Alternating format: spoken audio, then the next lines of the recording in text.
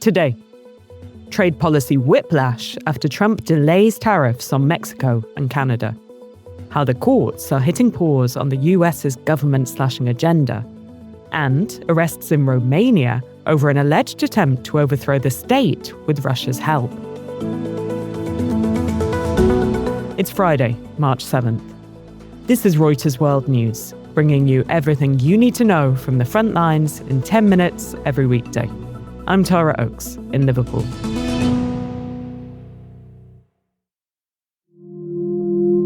President Donald Trump has suspended the 25% tariffs he imposed just days ago on most goods from Canada and Mexico.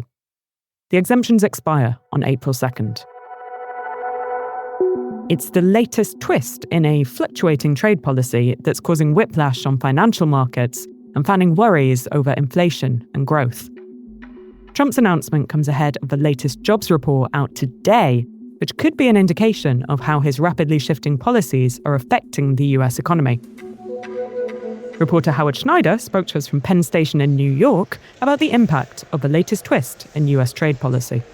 One thing that people at the Federal Reserve and economists generally are getting worried about is this steady drumbeat of news. You know, if you tell people tariffs are coming, well, no, they're not. Tariffs are coming, no, they're not. The natural reaction is to just hold everything in place and wait, right? Or to actually pare back if you think prices are going to rise. Either way, it's kind of creating a different baseline in the minds of people that they no longer are assured inflation's under control. They might expect prices to rise. And when that starts to happen and it starts to show up in some of these expectation surveys, I'll tell you, the Federal Reserve gets very, very nervous. And that's a recipe for them to overreact or be tighter than they really need to be and to end up with an unintended recession. And Howard, you've been reporting recently from Virginia on how all this uncertainty is affecting small businesses. What are they telling you? They're not quite sure what to do. Take home builders, for example. I spoke with a builder down in Richmond, and he said, listen, it's impossible to get prices. It's impossible for me to set prices. For the most part, they still think demand is strong. People are spending money. Banks are lending money, and things are good. Or at least they were up to a point. Now they're kind of a little bit shakier on what the next 6 months to a year might hold. So what can we expect from the jobs report being released today? It may tell you that they're firing a bunch of federal workers. We already saw a little bit of a jump in that in claims data, particularly for the Washington area. Whether that translates into lower job growth, the government had been a strong source of hiring over the past couple of years.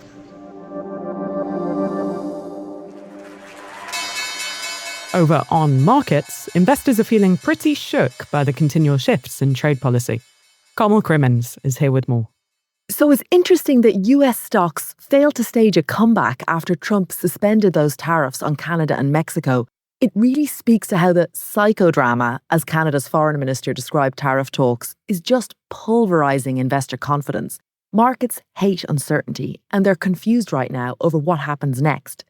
The scale and the speed of the drop in sentiment is pretty staggering. Like if you take the Nasdaq, just 2 weeks ago, it was powering to yet another record high on the back of those mega cap tech stocks. Now it's in a correction, meaning it's down over 10% since December. Wow.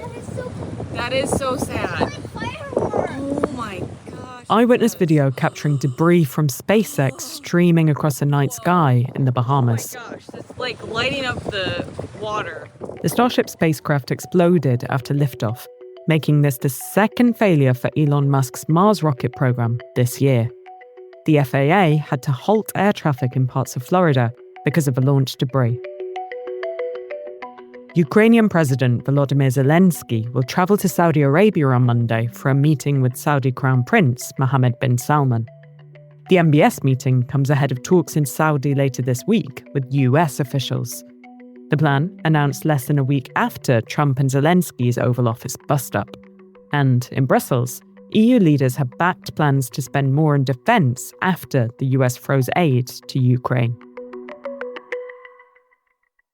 This week, a divided Supreme Court said the Trump administration could not withhold payment to foreign aid groups for work they'd already performed. The 5-4 ruling was a legal setback for the president, whose controversial government-slashing agenda is increasingly getting tied up in the courts. Legal reporter Jack Queen is following it all. In many important respects, the agenda has been kind of stalled in court, but not entirely.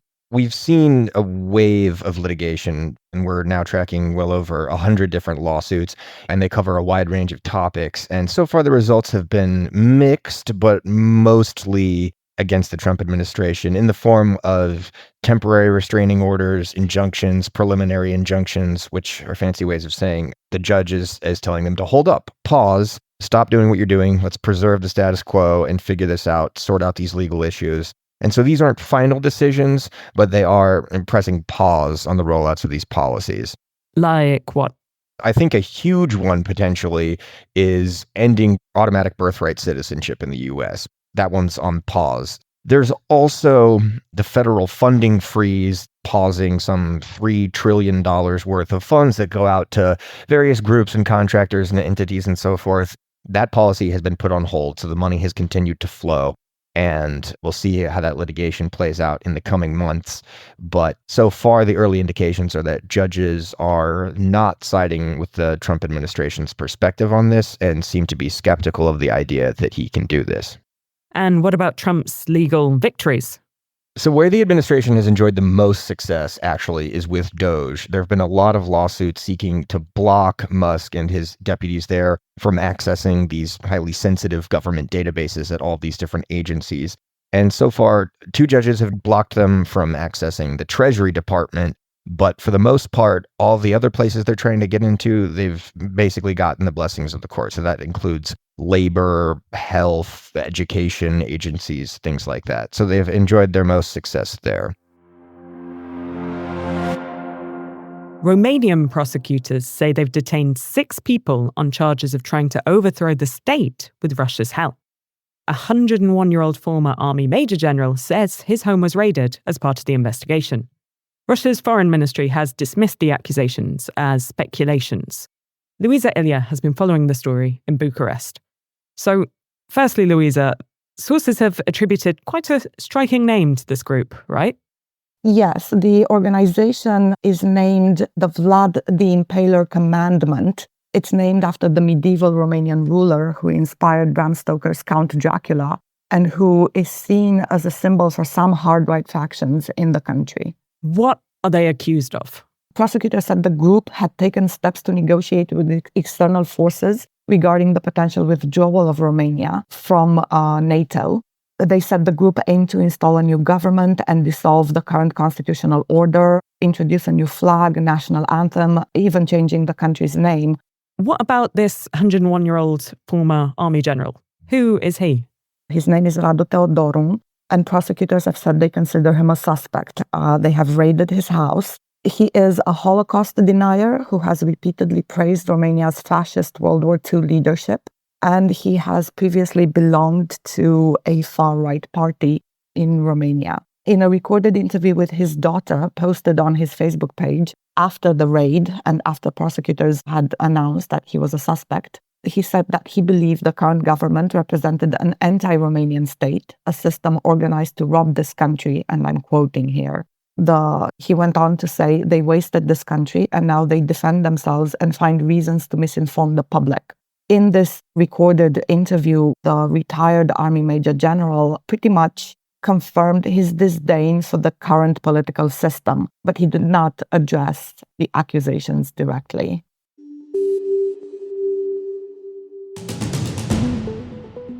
The second measles death in the US in more than a decade. An unvaccinated New Mexico adult has died. Crypto execs are set to meet Trump at the White House today. On the agenda, how to enact his vision to make the US the crypto capital of the world.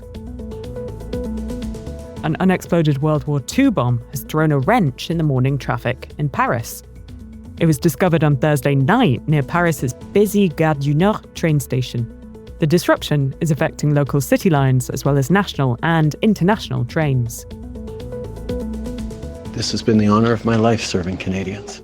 A prime ministerial farewell from Justin Trudeau, who is stepping down on Sunday when Liberal Party members will select his successor. Canada's ruling party is capitalising on a wave of patriotism and adopting policies designed to appeal to conservative-leaning voters turned off by Trump in America.